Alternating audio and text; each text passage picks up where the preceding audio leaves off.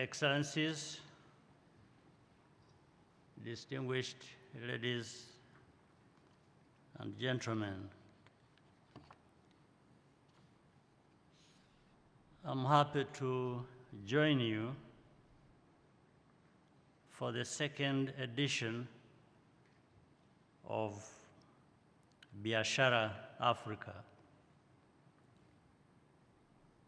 We are very pleased to welcome you all to Rwanda, in particular our special guests, former President Muhammad Yusuf of Niger, and Prime Minister Dlamini of the Kingdom of Eswatini, and other distinguished guests. I thank you particularly because it took some amount of courage to proceed to head to Kigali from wherever you were, because of what my friend Dr. Kaseya said, the head of Africa CDC, of the virus that has been going around, but well controlled, the Marburg virus. And from that, indeed, there was a bit of panic. But we can't entirely blame people. I think it's, but I want to thank you for being here, all of you, today. I want to assure you that Rwanda is doing whatever we can to contain and control this virus, but our best cannot amount to anything without the solidarity and support we have enjoyed from Africa CDC and other partners. Also, your courage to have good understanding and continue to be here for this event. To begin, I wish to commend Secretary General Wamkele for the good work being done at the Secretariat with the support of the African Union Commission to accelerate the implementation of the African Continental Free Trade Area. The journey to establish the world's largest free trade area began here in Kigali 6 years ago, as has already been said. 1 year later, in Niamey, the operational phase of AfCFTA was launched. Your Excellency Muhammad Yusuf, I wish to once again commend you for leading us to this point and for your contributions as a champion. These two historic moments demonstrate our commitment to the economic unity and prosperity of Africa. Indeed, Africa is capable of coming together to solve our own problems. But of course, I want to urge our leaders also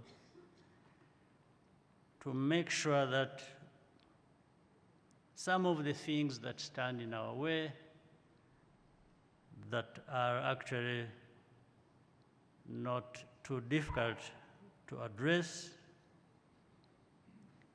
should not continue to be the case. We need to fix our politics, our governance.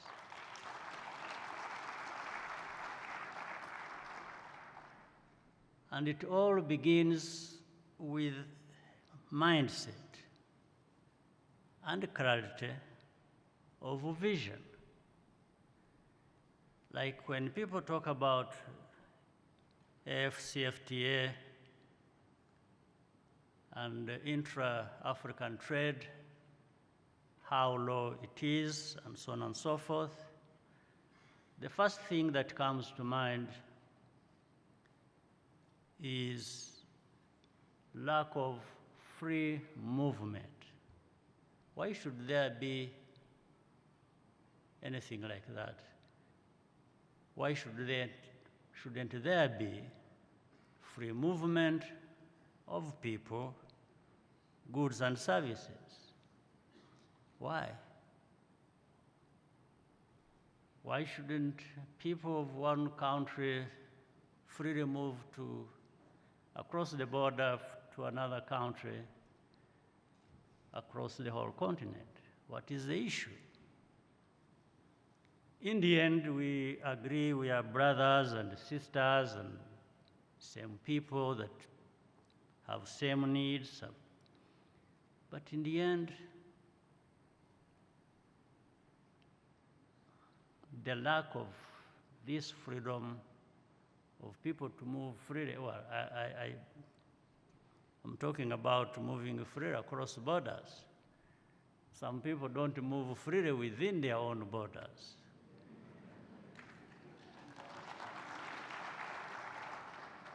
And it really is all about politics that can be fixed, and we must fix it. We now live in a complex and ever-changing world. But there are a lot of opportunities for us to take advantage of. As a continent, how well we adapt will depend on how strongly connected we are and on the value we add to our collective wealth. The good news is that integration in Africa is ongoing, and already we can see positive results. But we can do more, and we can go faster.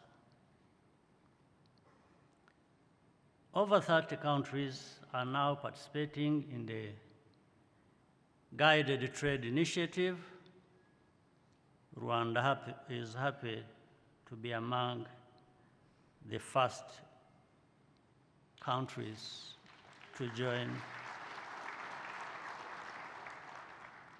this pilot. Governments need to continue doing their part to create an enabling environment for business. Removing non-tariff barriers should remain a priority, as well as facilitating cross-border movement. Reducing freight, logistics, and logistic costs would also be a game changer.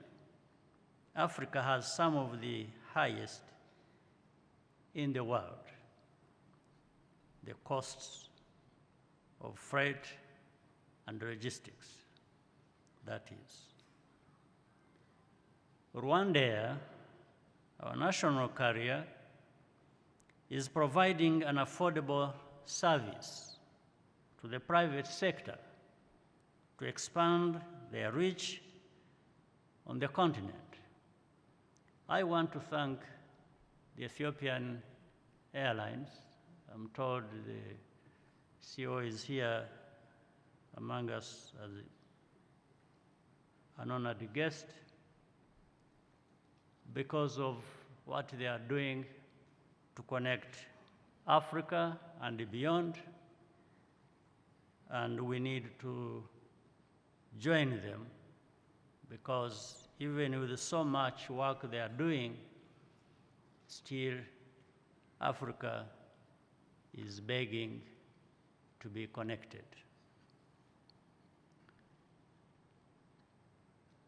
The focus should be on supporting small and medium enterprises. The reason is simple. These businesses and the women and young people that own them are the backbone of Africa's economy. But they shouldn't remain small and medium. They need to grow.